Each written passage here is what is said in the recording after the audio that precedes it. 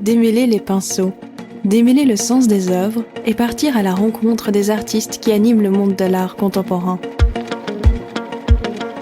Bonjour et bienvenue dans ce nouvel épisode de Démêler les pinceaux. Dans cet épisode, nous avons rencontré Ariane Loz.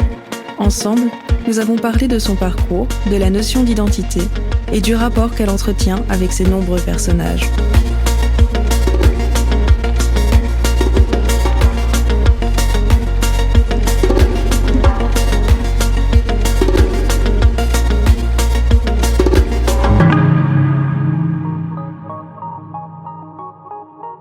Bonjour Ariane Loz et merci de participer à ce nouvel épisode de Démêler les pinceaux.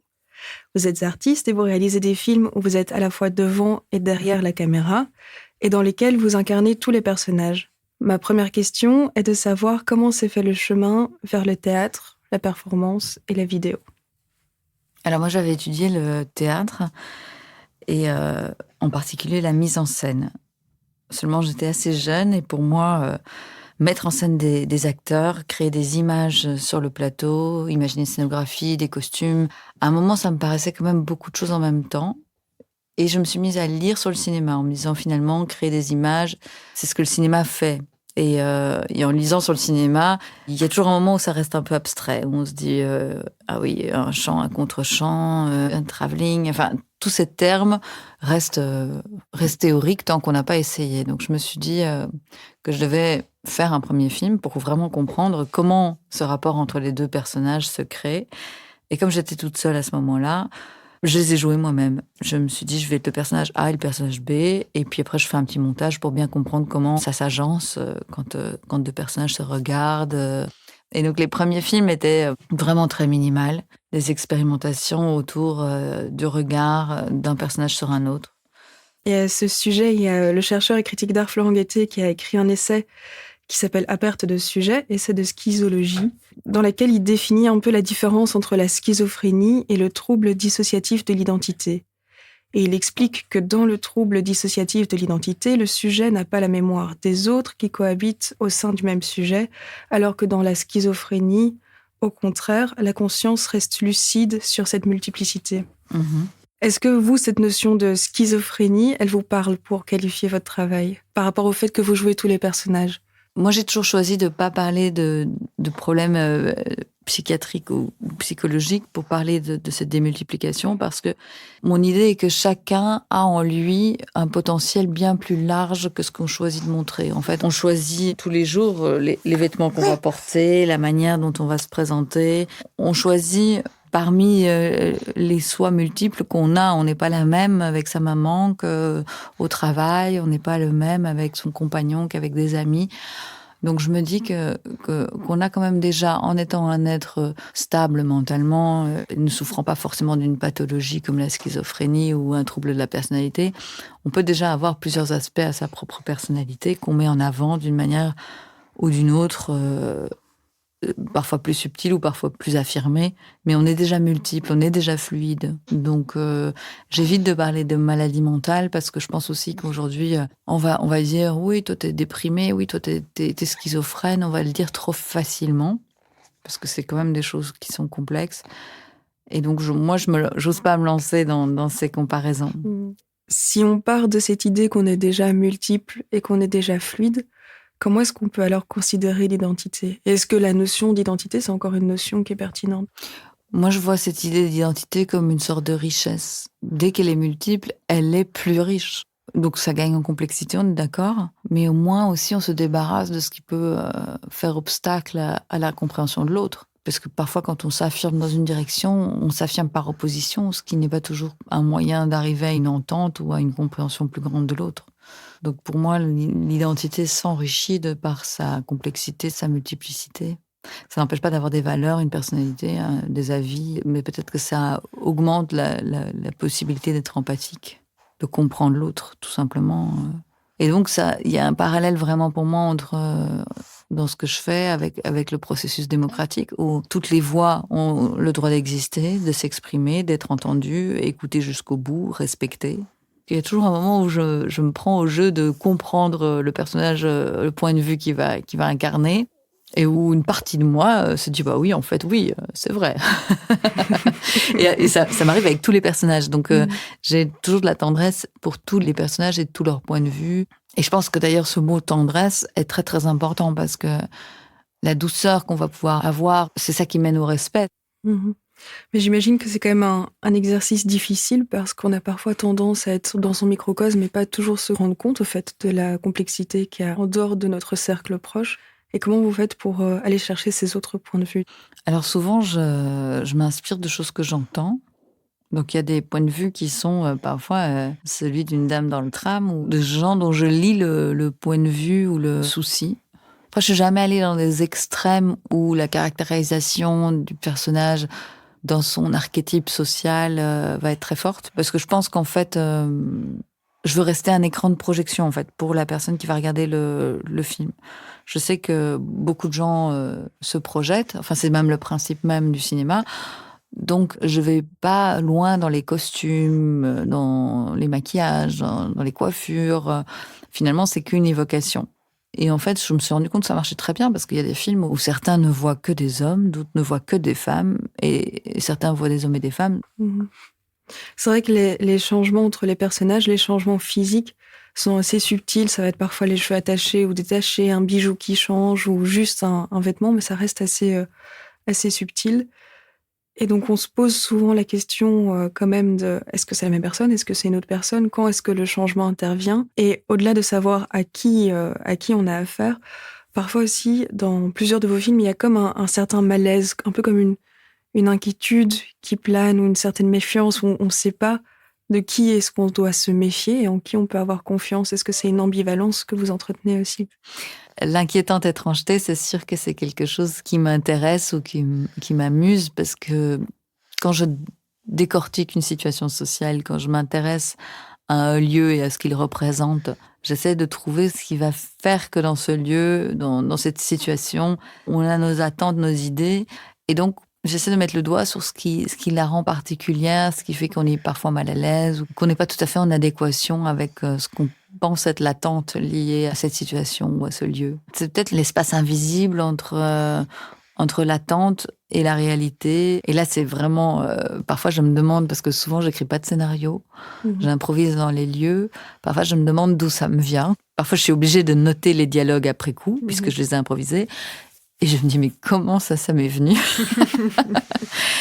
Donc parfois, le fait de jouer la situation me fait faire des choses, des mimiques, des regards qui me surprennent moi-même. Mais je pense que j'enregistre dans certaines situations beaucoup de choses de manière un peu inconsciente parce que je prends pas des notes tout le temps. Et ça me sert de dictionnaire quand j'ai envie de créer des personnages.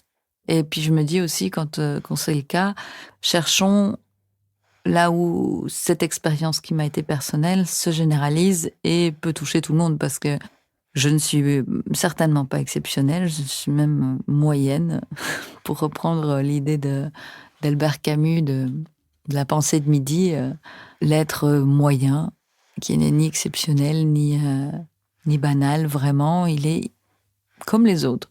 Et j'aime bien cette idée parce que ça met un socle commun. En fait, on a beaucoup plus de choses qui nous relient, on a beaucoup plus d'expériences communes que de différences. Et je pense qu'on vit une période où les différences sont soulignées, mises en exergue. On tente aussi de les respecter, ce qui est très bien, mais on oublie qu'en fait, on partage beaucoup plus qu'on a de différences. Je pense par exemple aux émotions. Tout le monde a été un jour très fâché soudainement. Tout le monde a un jour ressenti de la tristesse. Ça, c'est des choses qu'on a en commun. Quand on cherche un nom juste au moment de présenter deux personnes, ça nous est arrivé. Il y a plein de petites choses comme ça qui nous sont arrivées quand on a acheté quelque chose dans la poubelle et il n'y avait pas de sac. Pour prendre un autre exemple beaucoup plus banal, on a des expériences triviales comme des expériences presque sacrées, pour aller dans les deux extrêmes, qui nous sont communes. Et donc, c'est ce que je cherche quand je me lance dans un projet. Je cherche le point d'abstraction où moi, je vais disparaître et même les personnages dont je m'inspire vont disparaître pour faire place à la situation ou à l'élément que tout le monde va reconnaître.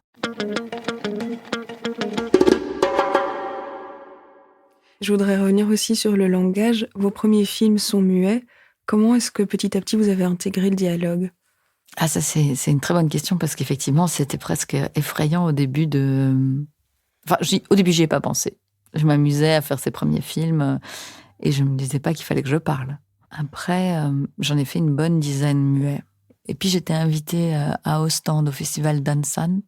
Et là, j'avais un problème, c'est que comme j'avais toute une ville et la plage comme terrain de jeu pour filmer, comme j'avais 2 plans différents, on se disait, tiens, rien n'a changé de vêtements, on est le lendemain.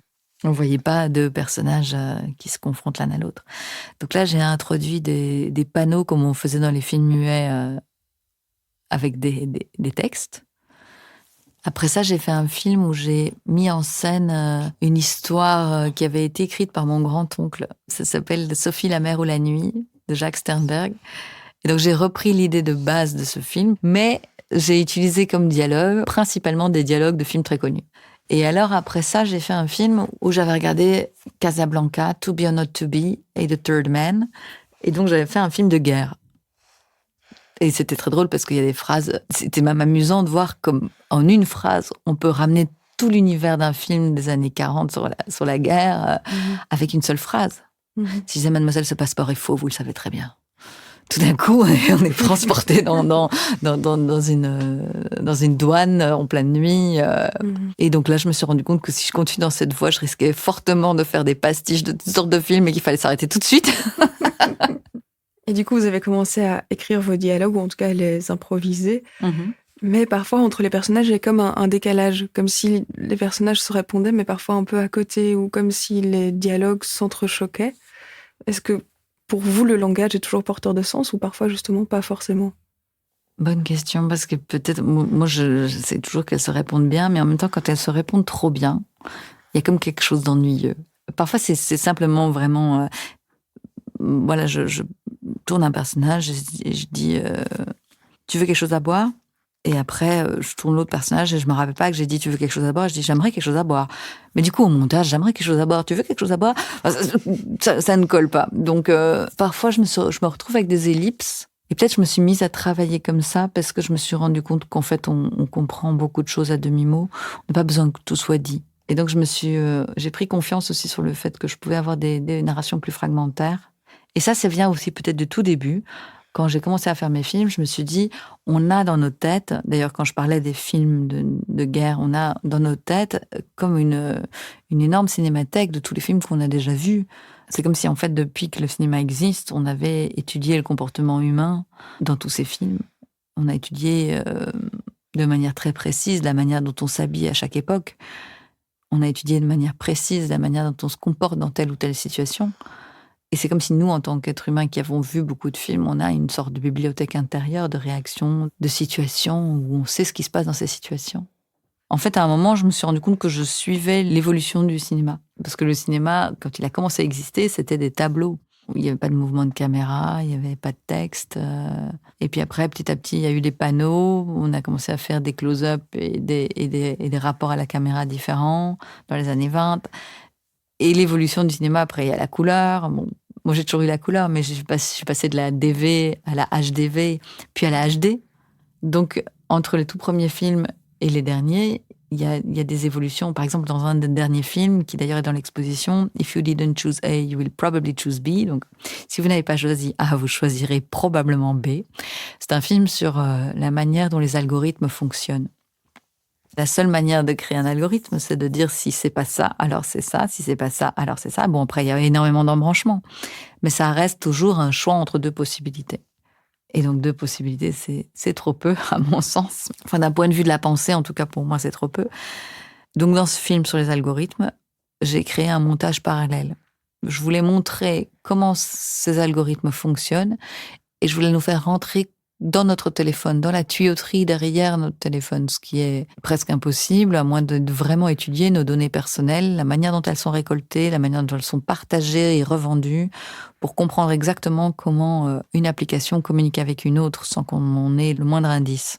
Un simple exemple, quand quelqu'un rencontre quelqu'un d'autre sur Tinder et puis tous les deux s'avèrent être passionnés par la musique baroque, ce n'est pas un hasard. C'est parce que Spotify partage les préférences musical avec Tinder. Donc, les hasards de Tinder ne sont jamais des hasards. C'est des informations qui étaient revendues. Et donc, tout ça, c'était pas facile à mettre en scène. Et je me suis lancée dans l'idée que je suivais un personnage principal qui était assailli par ses notifications et j'allais personnifier ces algorithmes qui lui parlent. Donc, tout simplement, le ping, vous avez un nouveau message. Je les ai dites moi-même. Donc, toutes les propositions de publicité, get 50% off if you, si vous souscrivez dès maintenant, enfin, des trucs comme ça. Et donc, il y avait 2 temporalités, parce qu'en fait, il se passe énormément de notifications à la minute. Donc, il fallait essayer de rendre la temporalité différente. Donc, voilà, là, je me suis amusée à faire quelque chose qui était pour moi d'une complexité nouvelle, un montage parallèle avec 2 univers qui se rencontrent. Et dans ce film, justement, au moment où le personnage principal a un rendez-vous avec la personne avec qui elle a matché sur une application de rencontre, et l'échange ressemble un peu à un entretien d'embauche. Oui, ça, c'était volontaire. J'ai l'impression justement que le milieu du travail revient quand même souvent dans vos films, en tout cas un regard assez critique sur le milieu professionnel. Et je pense surtout au film Bonheur Entrepreneur, où vous incarnez différents types d'entrepreneurs assez stéréotypés, qui ont des discours assez caricaturaux sur ce que c'est être un bon chef, ce que c'est être un bon manager. Et donc je me demandais, c'est quoi votre regard en fait sur le monde du travail ? Alors la caricature, pour moi, j'essaie de toujours l'éviter. Donc dans tous mes films, les personnages, s'ils commencent d'une manière, ils vont souvent switcher et devenir différents. Parce que je pense, c'est toujours cette même idée de fluidité des points de vue et de fluidité de l'identité. Et puis on me répète que personne ne change, les gens ne changent pas. Parfois ça me trouble parce que moi, j'essaye parfois de changer quelque chose dans ma personnalité, dans ma manière de faire. Donc, se confronter à l'idée que les gens ne changent pas. J'ai envie de poser la question alors à la psychologue, si personne ne change, alors pourquoi est-ce que moi je viens puisque je ne vais pas changer. Mais donc, ces personnages, j'essaye de toujours éviter la caricature. Et donc, c'est pour ça que Bonheur Entrepreneur est basé sur des articles qui sont sortis dans des magazines comme Harvard Business, le magazine Management. Je peux trouver tous les articles qui sont à l'origine de ces différents moments, peut-être un peu caricaturaux. Mais l'OCP, l'objectif commun partagé, existe. Il y a eu un article là-dessus. Donc, toutes ces recherches, c'est un petit détail. Il y a un personnage qui, tout d'un coup, veut inventer un nouvel acronyme et veut le partager. C'est des choses qui existent. Et j'ai fait une vraie plongée dans ce monde de l'entreprise, d'abord un peu par hasard, parce que quand mon fils aîné était petit, j'ai travaillé comme actrice pour des simulations de discussions difficiles en entreprise. Et ce bien-être au travail, en même temps, est toujours lié à des questions de rendement et d'efficacité et de productivité. Et c'est peut-être là qu'on peut parler de la schizophrénie de notre société, dans les idéaux qui sont mis en avant, dans les choses qui sont que les gens se sentent obligés de faire et d'obtenir de leur carrière ou de leur vie. Là, il y a quelque chose qui est plus en adéquation avec une forme d'humanité. C'est pour ça que j'ai mon bébé ici dans mes bras. Et il est encore petit. J'ai envie de pouvoir travailler avec mon bébé. Et je suis très heureuse d'être artiste et d'avoir cette chance.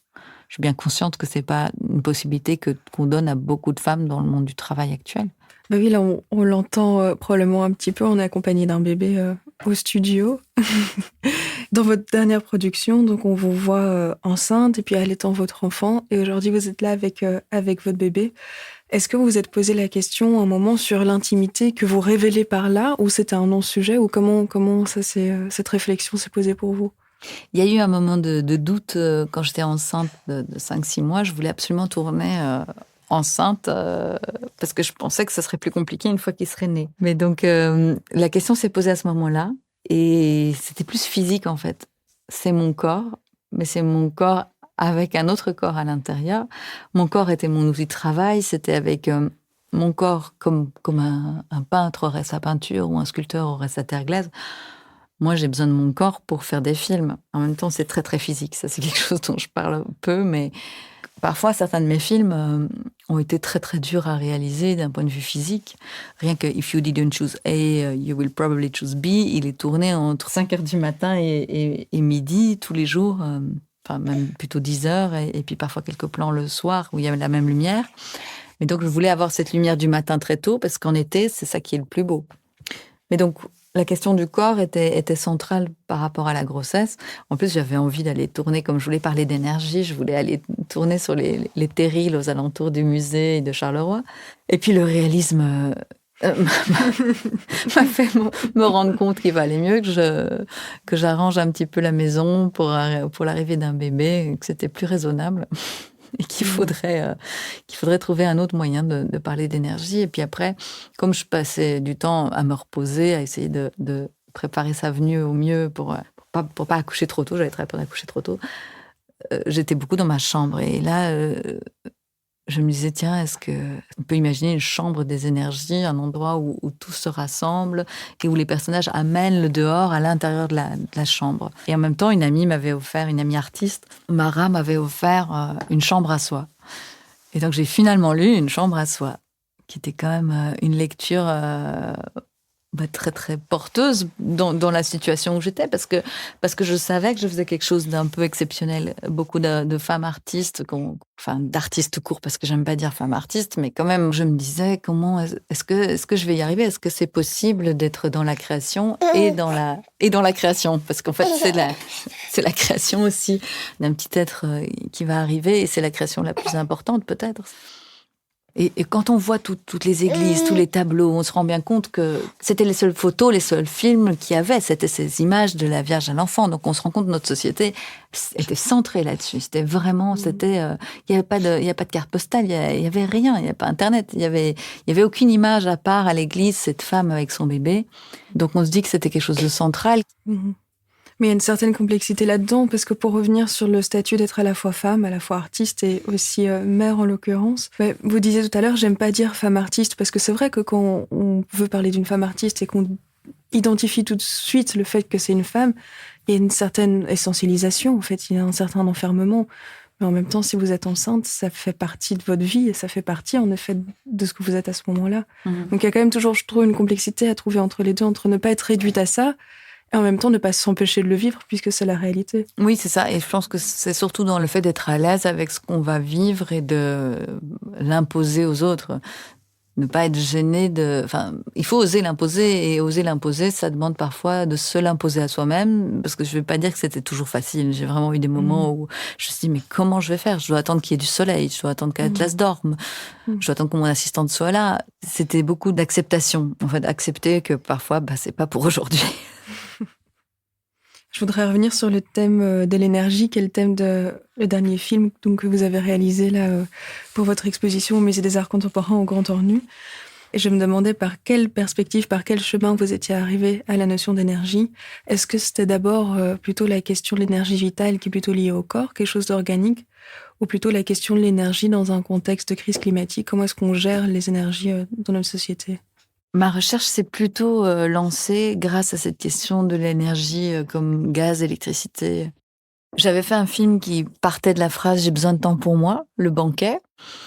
Je m'étais dit que c'était une phrase qui racontait quelque chose sur notre société, puisque elle était facilement prononcée dans le monde dans lequel on vivait. Et là, finalement, la phrase que tout le monde prononce, c'est « Je m'inquiète pour ma facture d'énergie ». C'est quand même amusant aussi que dans notre monde occidental, l'énergie, ce soit juste le gaz et l'électricité. Parce que finalement, l'énergie, c'est beaucoup plus que ça, et c'est même assez mystérieux comme concept. Avec une difficulté, je me suis rendu compte que dès que je commençais à parler justement de ce principe d'énergie vitale, j'avais l'air de parler le personnage était un petit peu comme superficiel. Je me suis rendu compte qu'on a vraiment une sorte de blocage culturel par rapport au fait qu'il y a peut-être des choses invisibles. C'est des choses qui sont beaucoup plus difficiles à définir. J'ai presque l'impression de devoir recommencer mon film, de ne pas être arrivée à une conclusion ou au bout du sujet, parce que la question de l'énergie comme gaz et électricité, elle est extrêmement complexe et vaste. Et donc là, il y a toutes sortes de recherches dans toutes sortes de directions. Il y a énormément de points de vue sur l'écologie, sur la gestion des énergies fossiles, qui en font un sujet extrêmement large. J'ai pas trouvé de réponse à comment ça se fait que certains ont énormément d'énergie, en débordent, d'autres semblent en manquer toujours. Est-ce que c'est justement dans l'enfance? Est-ce qu'on est né comme ça? Qu'est-ce qui fait qu'on va être ce qu'on est? Et avoir cette énergie-là ou une autre, ça reste extrêmement mystérieux. J'ai une dernière question qui porte sur le regard. Est-ce que pour vous, regarder en général, mais aussi regarder une œuvre d'art ou regarder un film, c'est quelque chose qui s'apprend? C'est une question difficile parce que c'est comme la question de l'énergie. Est-ce qu'elle s'acquiert? Est-ce qu'on est né avec? La question de l'inné et de l'acquis, ça m'intéresse beaucoup parce que dans les situations que j'essaie de mettre en scène, quand il y a quelque chose qui a l'air d'être une convention sociale, c'est qu'elle a été apprise et en même temps, c'est cette même question, est-ce qu'on peut changer? Est-ce que les gens changent? Est-ce que les choses s'apprennent? Ou est-ce qu'on tourne toujours en rond, tôt ou tard, avec les mêmes réactions, en fonction des mêmes choses qu'on voit? Regarder, je pense quand même que ça s'apprend, ouais. Parce que j'ai un souvenir, mes parents sont tous les deux historiens de l'art, j'ai un souvenir qui nous est emmenés voir des œuvres d'art dans lesquelles on se promenait. Ils nous disaient, regardez, il y a un chemin qui part tout au bout là-bas. Et puis derrière, on voit encore 2 bergères avec leurs troupeaux. Ils nous faisaient observer ce qu'il y avait au loin dans les tableaux. Donc, je pense quand même qu'il y a un petit apprentissage, ouais. Merci beaucoup. Merci à vous d'avoir écouté Démêler les pinceaux. Vous pouvez nous retrouver sur toutes les plateformes d'écoute. N'hésitez pas à noter cet épisode et à nous rejoindre sur Instagram. À bientôt!